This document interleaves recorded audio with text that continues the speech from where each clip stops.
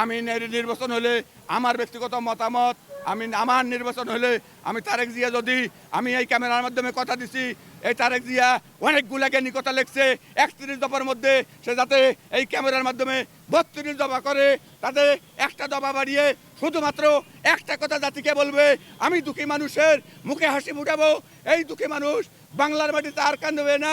দুঃখী মানুষের আমি অধিকার স্বাধীন করব, শুধু একটা দফা বাড়াইবে। তাহলে আমি ক্যামেরার মাধ্যমে আপনাদের ঘোষণা দিচ্ছি, এরা ভবিষ্যতে দেশ গঠন দল গঠন করুক। ভোট যদি জনগণ দেয়, সাধারণ মানুষ ভোট দিবে। এখানে আমার হাত নাই, তারা যদি ক্ষমতায় আসতে পারে। আমি ব্যক্তিগতভাবে আমি তাকে সমর্থন করি। তারেক জিয়া যদি সে আমার একটা দাবি, আমি তাকে সমর্থন করি।